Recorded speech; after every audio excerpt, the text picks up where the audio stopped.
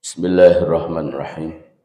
Assalamualaikum warahmatullahi wabarakatuh. Innal hamdalillah nahmaduhu wa nasta'inuhu wa nastaghfiruh wa na'udzu billahi min shururi anfusina wa min sayyiati a'malina. May yahdihillahu fala mudhillalah wa may yudlil fala hadiyalah. Asyhadu an la ilaha illallah wa asyhadu anna Muhammadan abduhu wa rasuluh. Amma ba'd. Hadirin jamaah subuh yang dirahmati Allah Subhanahu wa taala. Alhamdulillah, biiznillah, dengan izin Allah kita dapat kembali bertolabul ilmi dalam upaya kita meningkatkan kualitas ketakwaan kita kepada Allah Subhanahu wa taala. Salawat dan salam semoga senantiasa tercurah kepada suri teladan kita Nabi Muhammad sallallahu alaihi wasallam, pada keluarganya, para sahabatnya, tabi'in, para tabi'ut tabi'in, dan tentunya kita semuanya selaku kaum muslimin, mudah-mudahan menjadi umat Nabi Muhammad sallallahu alaihi wasallam yang kemudian akan mendapatkan jaminan atau garansi mendapatkan syafaat dari Nabi sallallahu alaihi wasallam ketika nanti kita berhadapan di yaumil hisab, ya. Ini menjadi sangat penting kita mengakui Nabi sallallahu alaihi wasallam sebagai nabi dan utusan Allah Subhanahu wa taala. Hadirin, kita lanjut ya pada pertemuan terdahulu. Mungkin masih ingat kita membahas tentang kesombongan, ya, dimana sedikit review ya bahwa kesombongan itu bagaimana di dalam Al-Quran, yaitu surat Luqman, adalah sikap atau tingkah laku yang sangat tidak disukai oleh Allah Subhanahu wa taala, ya. Allah menyatakan wala tusa'ir khaddaka linnas wala tamshi fil ardi maraha innallaha la yuhibbu kulla mukhtalin fakhur. Dan janganlah kamu memalingkan mukamu dari manusia karena sombong, ya, tidak melihat orang lain karena beda level, beda tingkatan, ya, beda komunitas, beda kelompok, ya, orang lain dianggap tidak ada apa-apanya. Dan janganlah kamu berjalan di muka bumi dengan angkuh. Sesungguhnya Allah tidak menyukai orang-orang yang sombong lagi membanggakan diri. Nah, jadi sudah sangat jelas ya, ini terkait dengan tidak pantas dan tidak patut seorang muslim memiliki sikap sombong karena Allah tidak suka, ya, dengan kesombongan. Kemudian di dalam pembahasan yang lalu kita juga sudah memperoleh makna dari sombong yang dilarang oleh Allah dan kemudian dijelaskan oleh Nabi Shallallahu Alaihi Wasallam, ya, bahwa kesombongan itu ada dua, ya, kata Rasulullah. Ketika sahabat ketika Rasulullah menyatakan la yadkhulul jannah man kana fi qalbihi misqalu dzarratin min kibrin, tidak akan masuk surga seseorang yang di dalam hatinya terdapat kesombongan walaupun sebesar zarrah, ya, sebesar benda yang sangat kecil yang kita maknai saat ini. Ada saja kesombongan dalam posisi seperti itu, dia tidak akan masuk surga.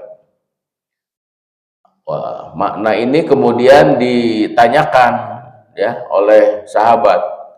Kalau orang pakai baju bagus, pakai sepatu bagus, gitu, apakah itu sombong? Ya, gitu. Pakai merek-merek branded, ya, ya, seperti yang dipertontonkan, ya, oleh para pejabat mobil. Ya, kan di sini contohnya pakai baju, ya, baju bagus, gitu, ya. Kemudian pakai sendal bagus. Nah, kata Rasulullah, innallaha jamilun yuhibbul jamal. Allah itu indah dan sangat menyukai keindahan. Nah, kemudian Nabi menyatakan al-kibru batarul haqqi wa ghamtun nas. Ya, nah itulah dua pokok yang disebut kesombongan, ya, oleh Nabi Shallallahu Alaihi Wasallam. Yang pertama adalah menolak kebenaran, menolak al-haq. Al-haq itu bisa Al-Quran, bisa dinul Islam, ya. Jadi dua, ya, dia sombong menolak agama Islam, tidak mau berhukum kepada Islam, tidak mau menjadikan Al-Quran sebagai dasar di dalam memutuskan semua persoalan, termasuk dasar dalam kehidupan kita 24 jam. Nah, jadi ini sombong, ya, kata Nabi SAW. Yang kedua, meremehkan orang lain, yang seperti tadi dikatakan, ya, meremehkan orang lain. Nah, jadi hadirin sekalian, ini dua pokok yang sangat penting, ya. Kalau ada dua sifat ini dalam diri seseorang, maka inilah kesombongan. Dan pada pertemuan yang lalu kita sudah tampilkan sosok kesombongan, ya, dari berbagai peradaban yang kemudian itu dihancurkan oleh Allah Subhanahu wa taala, ya. Seperti Fir'aun, ya. Fir'aun dengan kesombongannya menolak kebenaran yang datang dari Nabi Musa alaihi salam. Bahkan dia menantang, ya. Di dalam surat An-Nazi'at ayat 24, ana rabbukumul a'la, ya. Nah, saya ini adalah Tuhan yang paling tinggi. Jadi sudah memproklamirkan dirinya sebagai Tuhan, ya. Nah, jadi ini sudah sangat jelas. Berarti Fir'aun dengan posisi ana rabbukumul a'la, dia kemudian konsekuensinya membuat aturan kehidupan bagi masyarakat di sana yang dia pimpin untuk ditaati, ya. Walaupun tadi aturan itu sudah jelas-jelas karena dia menolak kebenaran dari Allah, berarti aturan yang dibuat oleh Fir'aun itu jelas-jelas bertentangan dengan aturan Allah Subhanahu wa taala, ya. Nah, makanya kalau kemarin memaknai kemerdekaan, ya, itu diingatkan, ya, syukur nikmat merdeka itu dalam surat Ibrahim yang sering kita dengar, la in syakartum la azidannakum wa la in kafartum inna azabi lasadid, itu diawali dengan peringatan Nabi Musa kepada Bani Israel yang berdegong, ya, yang dia tidak ingat dulu diselamatkan dari penindasan kekejaman Fir'aun kepada mereka, diingatkan oleh Nabi Musa dalam surat Ibrahim ayat 6. Wa iz qala Musa liqaumihi uzkuru nikmatallahi alaikum iz anjakum min ali fir'aun yasumunakum su'al azab. Ya. Jadi ketika Fir'aun ketika Nabi Musa berkata di hadapan kaumnya, yaitu Bani Israel, ya, uzkuru nikmatallah alaikum, ingatlah nikmat Allah kepada kalian, diingatkan, ya, apa? Is anjakum, ketika kalian dibebaskan min ali Fir'aun, ya, dari kekejaman Fir'aun dan kroni-kroninya, ya. Apa itu? Yasumunakum su'al azab, mereka menyiksa kalian dengan siksaan yang sangat berat. Apa bentuknya? Ya, yuzabbihuna abna'akum, ya, siksaannya luar biasa. Anak-anak laki-laki kalian itu disembelih, dipencitan, ya. Karena ini kata juru nujum, penasehat Fir'aun, ya, hati-hati, ya, ketika Fir'aun bermimpi aya budak lalaki nyoogado, ya, memain-mainkan janggot Fir'aun, wah, iya kunaon. Ketika dikonsultasikan bahaya, nanti ada yang merongrong kekuasaan Anda, ya. Laki-laki paehan jadi paehan, pencitan. Ya, wa yastahyuna nisaakum, kemudian membiarkan wanita-wanita hidup, ya. Kemudian kalau ada anak laki-laki pencit, ya, wah, luar biasa. Nah, ini diselamatkan, ya, melalui Nabi Musa alaihissalam sampai bisa menyeberang lautan dengan izin Allah Subhanahu wa taala, diselamatkan, ya. Ketika Nabi Musa, ya, ke Bukit Tursina 40 malam, 40 hari 40 malam, karak ditinggalkan sabulan 10 dinten, ya. Apa yang terjadi? Sudah musyrik. Samiri buat patung dari emas, ya kan? Tahu nggak Pak berapa kilo berat sapi? Anu dipencit ke orang kemarin sabaraha kilo rata-rata, Pak Bambang? 300 kilo, ya. Oh, 300 kilo sapi. Orang mah masih 74 kilo. Leutik keneh, ya. Leutik keneh 74 kilo emas. Ieu mah samiri patung emas disembah, ya. Datang Nabi Musa kembali dari Bukit Tursina, sudah musyrik. 40 hari ditinggalkan geus musyrik pun Nabi, ya. Nah, ini dia itu tidak ingat dulu diselamatkan, gitu. Nah, makanya Nabi Musa mengingatkan, syukur nikmat. Artinya apa? Syukur nikmat itu kembali kepada perintah Allah, ya. Lain bebas, ya.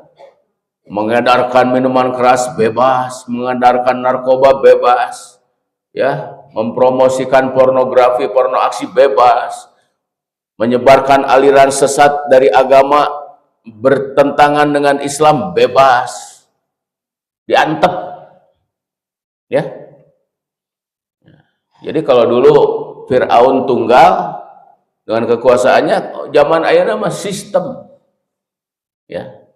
Makanya Rasulullah menyatakan salah satu sumber kesombongan itu, ya, kata hadis Nabi, wahawaun muttabaun, ya, mengikuti selera hawa nafsu, bebas, ya. Nah, paham sekarang ini yang disebut liberalisme, bapak-bapak dan ibu-ibu. Bebas orang teh arek naon wae oge di negara model kieu. Di negara anu cenah demokratis, demokrasi, bebas. Silakan Bapak, ada nggak tindakan? Kalau tidak ada pengaduan, pengaduan ge dipikir-pikir heula. Yang ada aliran misalnya yang disebarkan oleh oknum tertentu, kemudian bertentangan dengan Al-Quran, dibiarkan. Ya, baru kalau di demo kakarak, oh dah cenah urang mah negara demokrasi. Nah kudu aya demo wae kakarak diguguk, gitu kan? Ini persoalan penting. Nanti kita bisa membahas ya bahwa konsep liberalisme yang menghasilkan orang, makanya di dalam hadis berikutnya sumber kesombongan itu individualistik. Ijabul mar'i li nafsihi, ujub kepada dirinya sendiri. Nah, ieu ngahiji jeung paham liberalisme, individualisme, merasa dia harus eksis ya, hak asasi manusia, ngahiji jeung liberalisme akhirnya membangun satu sistem yang namanya demokrasi, individu-individu berkumpul jadi kelompok, kelompok berkumpul jadi masyarakat, ya, masyarakat jadi bangsa, maka yang berdaulat itu rakyat katanya. Betul tidak? Betul apa betul? Ya, dalam demokrasi itu yang berdaulat adalah rakyat. Rakyat itu kumpulan dari individu-individu yang bebas tadi, silahkan.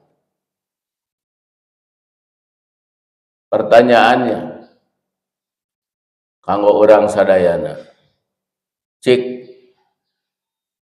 ari nu berdaulat teh Allah atau nabi rakyat? Luhur mana Allah jeung rakyat? Ya gampang ya jawabannya, cek orang nu iman, ya jelas Allah.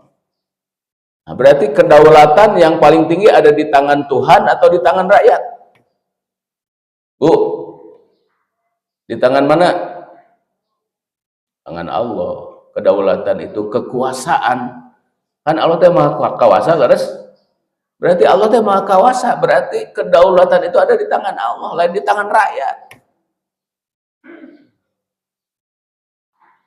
Ya kan? Nah, cek Allah, cek atau milih pamimpin teh nu iman. Nu iman kasa ka Allah, nu iman kasa ka Rasul. Cek Allah itu. Amun orang ngaku Allah berdaulat, tapi kenyataannya kita memilih pemimpin yang bodoh, yang jauh dari ajaran Allah, menyimpang, dipilih ke orang.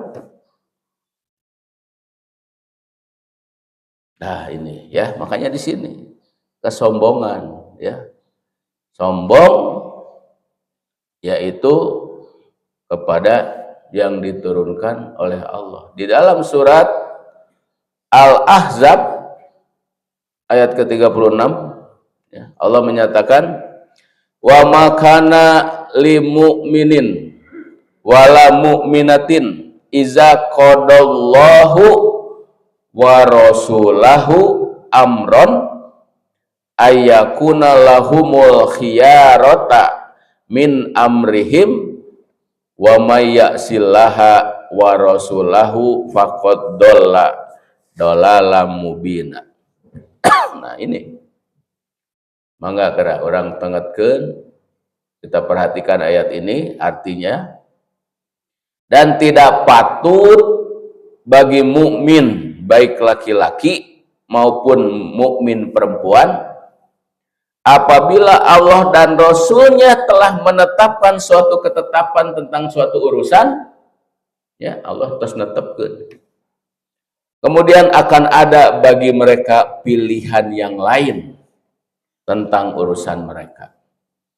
Ya, barang siapa bermaksiat kepada Allah dan Rasulnya, artinya tidak mau menerima ketetapan Allah dan Rasulnya, maka Allah menyatakan faqad dolalam mubina, ya, maka dia itu adalah sesat dengan sesatnya yang nyata. Ya. Jadi jelas Bapak Ibu sekalian, jangan sampai kita berbuat sombong. Kita berhadapan dengan satu keadaan ya, di mana tadi kesombongan yang kemudian dibangun secara sistem itu melahirkan seperti ini. Ya, sombong secara sistem. Dulu personal, kekuatan personal, raja, kekuasaan apapun ya. Sekarang sistem. Maka mari perhatikan ya. Makanya seorang tokoh Allahu yarham Bapak Muhammad Natsir memberikan satu catatan ya. Apa catatan penting? Apakah demokrasi bertentangan atau tidak dengan Islam? Ya. Ini penting, Pak. Ya. Beliau memberikan satu solusi. Demokrasi yang macam mana yang bisa diterima dengan Islam? Kalau demokrasi tadi itu kedaulatan sepenuhnya ada di tangan rakyat, ya, kemudian rakyat itu diwakili oleh anggota dewan, betul? Dewan Perwakilan Rakyat, kan? Kemudian tugas DPR itu membuat legislasi, peraturan perundang-undangan. Dan salah satu misalnya membuat peraturan perundang-undangan tentang perlunya lokalisasi peredaran yaitu minuman keras. Ya, kata. Jadi minuman keras nate lain kumaha diberantas, kalahkah di lokalisasi. Dengan apa? Dengan aturan. Ya. Apa? Karena saya berwenang sebagai perwakilan dari kedaulatan rakyat. Ya. Kata Muhammad Natsir, Bapak, Ibu,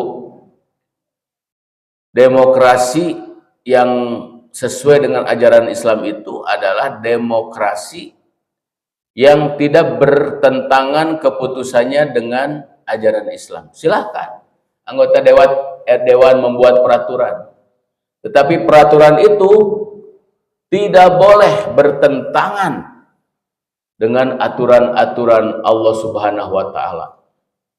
Apalagi kita mayoritas adalah agama Islam. Ya, tidak boleh. Jadi kalau membuat aturan bertentangan, bertabrakan dengan aturan Allah Subhanahu wa Ta'ala, ya, ini tugas dari semua politisi. Ya, mencegah supaya demokrasi itu tidak terjun bebas, ya, dengan hawa nafsu, dengan dalih kedaulatan ada di tangan rakyat seenaknya, gitu, ya. Nah, makanya ini kontrol masyarakat itu menjadi sangat penting. Dengan amar ma'ruf nahi mungkar bagi kita itu menjadi sangat penting. Kenapa? Karena instrumen negara, aparat terbatas. Tadi yang disebut nunggu pengaduan, menunggu pengaduannya aman-aman we, ya. Aya minuman keras, peredaran minuman keras, lokalisasi, masyarakat eueuh nu ngadu mah cicing terusnya berjalan. Narkoba, ya, ada penjualan pusat-pusat narkoba kalau tidak ada pengaduan dari masyarakat. Ini contoh nih di Darul Mutakin, tetangga kita di kebun kopi, ya. Tuh Pak Ustadz Yayat itu sudah keselnya luar biasa di dekat yayasan, di dekat lembaga pendidikan ada warga tadi, ya, menjual narkoba, diantep, sudah diadukan ke aparat, cicing we. Ya, sampai setiap waktu, setiap minggu tertentu itu ada mobil tertentu, ya, mobil nage, mobil plat iyalahnya plat berem lah gitulah, datang nyokotan tagihan. Saur Ustaz Yayat, japre, ya, seperti itu. Abi itu seberapa kali ngadu, nah, akhirnya mungkin masyarakat akhirnya digerakkan, ya, mulai rada, ya. Nah, jadi di kita itu kondisinya.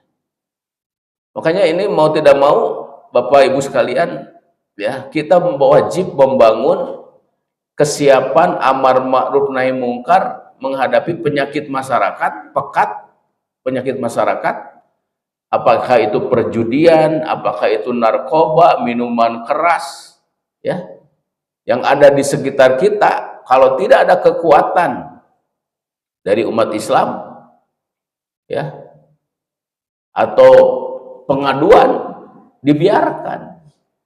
Itu tadi teh negara bebas, ya, kan, ya, hak masing-masing individu. Nah ini, ya, jadi sudah. Nah jadi ini Bapak, ini dari semuanya dari sikap sombong. Sombong yang pertama itu adalah batarul hak, menolak kebenaran dari Allah Subhanahu wa taala. Ya, termasuk akhirnya sistem yang besar kalau bertentangan dengan aturan Allah berarti itu sistem adalah sistem sombong. Ya. Yang seperti tadi saya katakan. Ya, makanya ke depan pendidikan politik ya bagi umat Islam Bapak ulah alergi ya, kita udah berapa kali salah milih pemimpin hanya dengan pencitraan ya, hahaha, abus kagorong-gorong langsung dianggap ini merakyat ya, kukurilingan ya, tiktokan, youtuban, wah langsung ya. Ya, jadi kita harus tahu kalau kita sudah tahu politik, hati-hati, waspada. Tidak mudah kita tuh kapincut ya, kapincut ngusa ukur pencitraan. Ya, saya tadi cerasa nu bisa newak begal, ku kami diberi 50 juta. Gitunya ku kami bayar 50 juta. Terus da zaman Raja baheula mah kitu. Make sayembara nya resepna teh enak make sayembara, dihadiahan sayembara. Sing saha nu bisa nyageurkeun putri kami kawin cenah. Kawin sok oke. Nah kitu enak kayak kitu. Da asa tarasahan hayang jadi raja badannya. Jiga raja baheula, raja-raja Sunda Pajajaran gitu. Jadi make sayembara ya nama. Ya. Untuk memutuskan persoalan. Nah, jadi itu yang pertama. Yang kedua, sombong kepada sesama makhluk, ya, sombong kepada sesama makhluk. Ya. Rasulullah Shallallahu Alaihi Wasallam bersabda, bihasbimri minasarri ayah kiro akhahul muslim. Cukuplah seseorang dikatakan berbuat jahat jika ia menghina saudaranya sesama muslim. Ayeuna teu kengge ngahina ya sesama muslim. Penghinaan, pelecehan, ngaremehkeun, tadi kesombongan pernah kita bahas, bisa karena faktor ekonomi, ngarasa leuwih beunghar tinu rata-rata umumna, berarti nu miskin dilecehkan, teu dianggap ya, itu faktor ekonomi ya, dan itu masih kuat di kita ya. Nu beunghar mah didehes ya, ada nu miskin mah dicuekeun ya gitu. Nah jadi ini yang harus kita ini kan, aya nu akhirna hayang ciga beunghar padahal mah ya ayeuna orang geus gaya dengan teknologi digital, sagala bisa meser ku HP QRIS padahal duit nama eueuhan ya gitu. Ada sekarang pola hidup yang disebut dengan pay letter ya. Naon Bu? Pay letter. Pay letter itu apa artinya? Membeli kebahagiaan hari ini untuk kecemasan bulan yang akan datang. Biasa balanja ayeuna ka supermall sagala dibelian, isukan geus lieur duit beak. Eta disebut pay letter ya. Pola hidup mungkin sekarang seperti itu ya, juga mono katingali wah kayak gitu ya, padahal dia sedang membeli kebahagiaan pada saat itu untuk kecemasan berikutnya, untuk kecemasan masa yang berikutnya ya, gajian, pensiunan, klik, nah abus ngan sapur sapoe 2 poe tilu poe ya.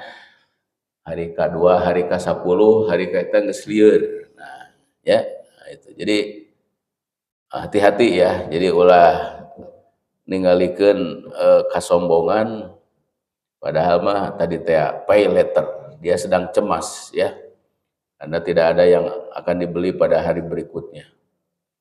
Nah, jadi ini faktor ekonomi. Ada faktor pendidikan, wah karena merasa tinggi dan lain sebagainya ya. Yang itu kemarin juga sudah digambarkan di zaman Fir'aun. Fir'aun di bidang kekuasaan politik sombong ya. Nah, gitunya sombong, kekuasaan bisa membawa kesombongan. Kemudian tadi pendidikan, teknologi tinggi, menguasai sains ya, seperti Haman di zaman Fir'aun, sombong ya.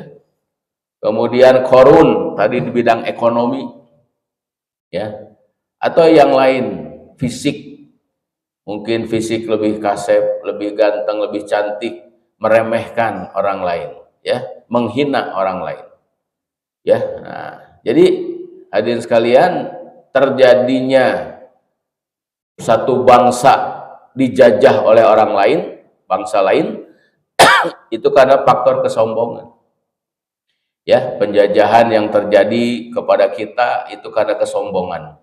Bangsa-bangsa barat merasa lebih tinggi dari bangsa Asia. Ya. Makanya ketika Belanda menjajah kita, dia membuat aturan 3 tingkatan status sosial ya. Yang pertama kelas 1. Kelas 1 itu adalah Eropa. Dia kelompokkan Eropa. Ya. Kelas 2 adalah Cina dan Arab, India. 3 di Indonesia ya nya. Belanda membuat aturan kelas 1 Eropa, kelas 1, kelas 2 India, Cina, Arab ya. Dan kelas 3 yaitu kita, pribumi, kelas 3. Bayangkan ya, sampai saat ini aturan Belanda itu rasanya masih aya ya. Kan orang kajelma dengan istilahnya ya. Ka orang bule amun ka timujung orang bule teh waduh juga orang jadi rendah, manehna luhur ya. Kemudian kita lihat siapa yang menguasai ekonomi di kita ya, Cina, apalagi sekarang oligarki ya. India kan produksi film dan lain sebagainya, semua mendominasi sinetron di Indonesia kan India, produksi India.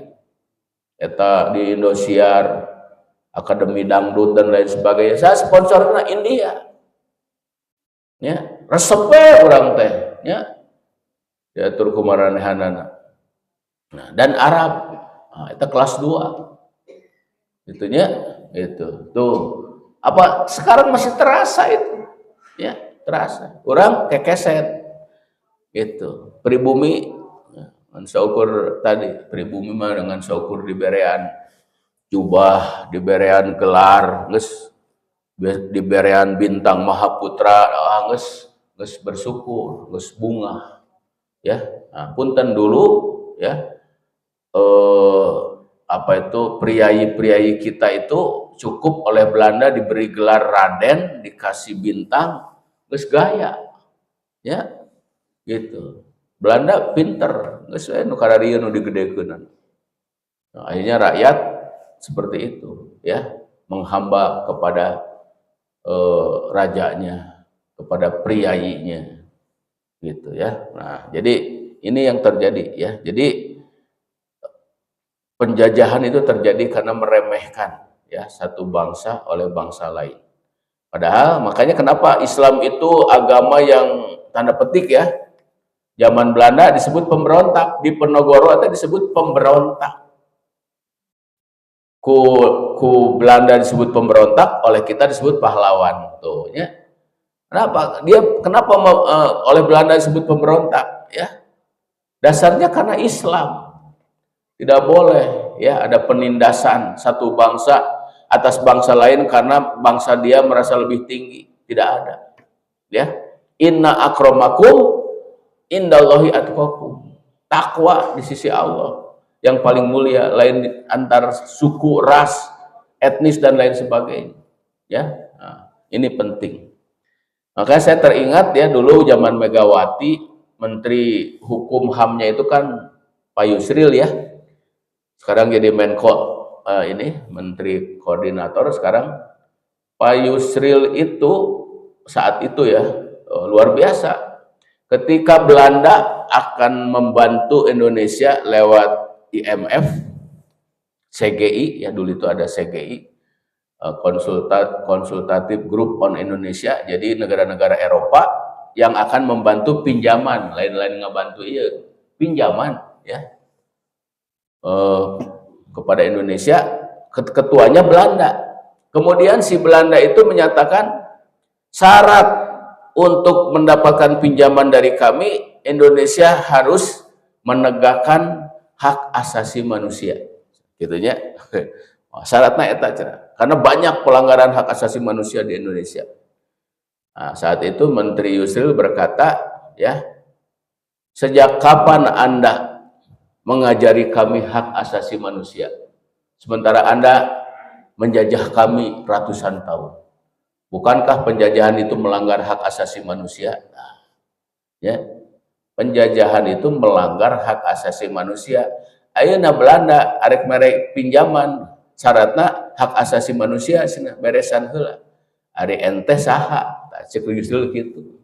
Geus buku di dinya anu ngalanggar hak asasi manusia, enak rek ngajaran kami hak asasi manusia.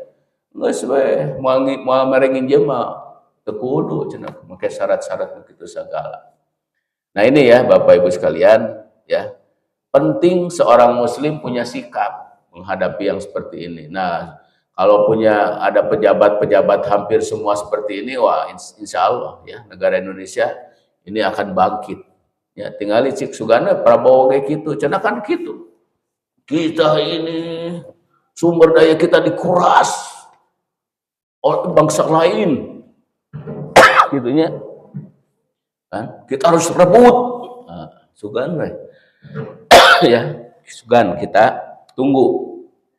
Gebrakan nama saya ngegebrak meja gitunya, podium geus digebrak. Nah, tinggal tunggu tindakan programnya, ngegebrak dengan program. Kita lihat ya, apakah bisa sejajar dengan bangsa-bangsa lain gitu kan, berwibawa seperti zaman Pak Harto ya. Nah, ini ya. Nah, jadi Bapak Ibu sekalian, itulah ya. Jadi dua hal kesombongan yang dilarang oleh Nabi Shallallahu Alaihi Wasallam, yaitu menolak kebenaran, dan yang kedua meremehkan, yaitu saudara sesama muslim, menghina sesama saudara muslim. Nah, itu adalah sejahat-jahatnya orang ya. Sejahat-jahatnya orang adalah menghina saudaranya sesama muslim. Nah, saya kira itu saja. Dan yang kemudian yang sangat penting, lawan dari sombong itu adalah tawadu ya. Tawadu. Tawadu itu lain diartikan ku Sundanya, Pak Guru. Tara mawa duit. Nah, tawadu. Tara mawa duit, tawadu. Tawadhu, nah ya nyebutna kedah kitu nya. Nah, jadi di dalam hadis Muslim yang terakhir, Rasulullah menyatakan, sesungguhnya Allah mewahyukan kepadaku agar kalian bersikap rendah hati, hingga tidak ada seorang pun yang bangga atas yang lain, dan tidak ada yang berbuat aniaya terhadap yang lain. Nah, ya, jadi ini tawadu ya, apalagi sesama muslim. Ya, itu harus ruhama'u bainahum.